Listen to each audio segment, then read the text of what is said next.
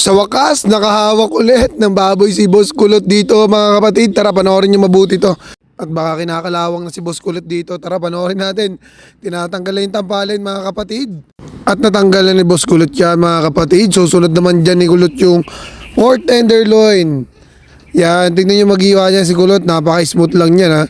Dahan-dahan lang to ginagawa ni Kulot para mapanood nyo rin mga baguhan dyan na nagpa-primal cuts to deboning. Panoorin nyo rin to. Makakuha rin kayong technique dito kay Kulot. Tinanggal ni Kulot dyan yung pork tenderloin mga kapatid. Diniwa na yung laman na taba. Ipapantay na sa 2 joint. At hiniwa na ni Kulot yung joint. And then diniretso na yung hiwa. At tinangat yung knife para mapunit na yung mga balat. At iniwa niya na yung pangat sa 2 joint. Okay, pati yung mga laman hanggang sa likod. Tinanggal na sa joint niya ni Kulot. Siyempre, na medyo hindi niya makuha sa may joint, nag-decide siyang baliin na lang. At punta naman tayo dito sa may shoulder guys ni Kulot. Ayan, 4 ribs lang mga kapatid. Yung napapansin nyo sa video, 3 ribs lang yung kita, no? Meron yung pinakamaliit na butot sa may dulo ng ribs, guys.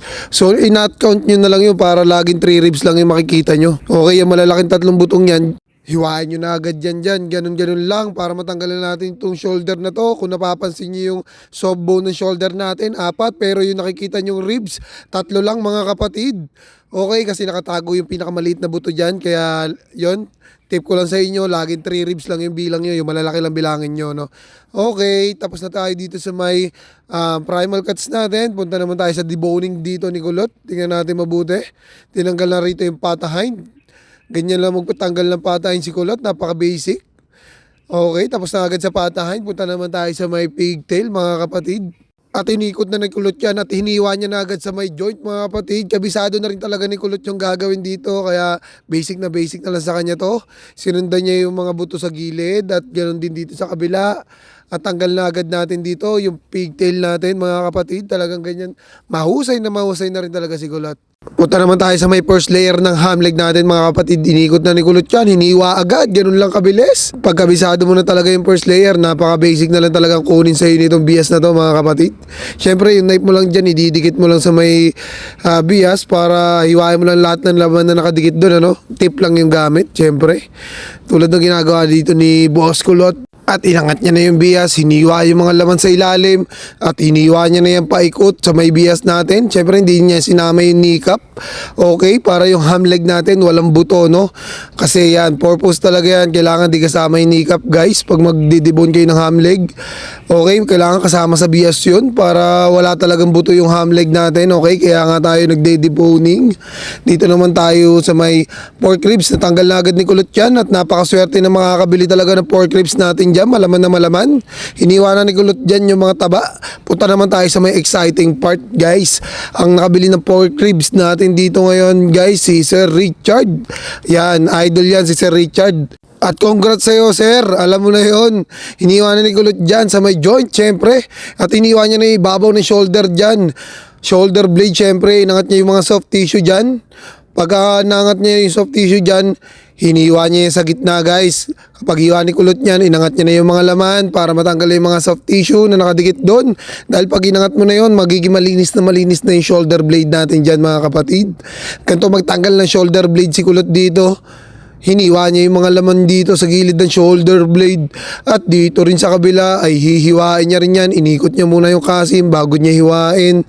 Okay, inangat pa yung mga soft tissue at hiniwa na ni Kulot ang mga litid na nakadikit sa shoulder blade natin.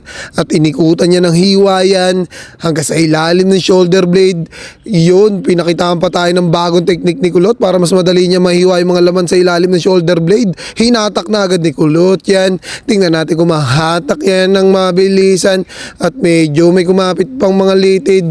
Tinanggal ni Kulot yan mga kapatid at dito inihiwa pa yung mga laman at tinatak ulit ni Boss Kulot yan mga kapatid.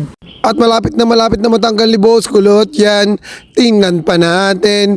Mukhang kinakalawang na si Boss Kulot sa tagal ng walang practice. At tinanggal yung litid. Hinatak ulit ni Boss Kulot yan. Tingnan natin. Okay. at ibinaba pa yung mga laman dyan. Okay, tinulak yung laman dyan at tinatak ulit ni Kulot yan. Hindi pa rin natatanggal at tinatak pa ulit yan. Pinaikot-ikot at ayan na natanggal ng shoulder blade. Ganun lang magtanggal ng shoulder blade si Kulot, guys. Panoorin nyo mabuti at dito yan. Nakita nyo ba yun yung inangat na laman na yun ni Kulot? Ayun, isa sa palatandaan nyo na mas madali nyo makikita tong bias natin sa may pata front. Nung nakita ni Kulot yan, hiniwa niya na agad yung mga laman na nakadikit dyan sa pata front, guys. At pinaikutan niya na agad ng hiwa yan. And then hiniwa niya rito yung makapal na litid sa ilalim ng bias natin para mas mabilis niya matanggal yan, syempre. At nung natanggal niya na lahat yan, guys, iangat na ni Kulot yan para mas matanggalan natin tong pata front at ganyan lang kabilis matatanggal ni Kulot, guys. Okay, mabilis pa rin natapos ni Kulot to, syempre. At kung di pa kayo nakapollow sa akin, guys, follow nyo na rin ako. Maraming salamat sa inyo lahat, guys, and peace out.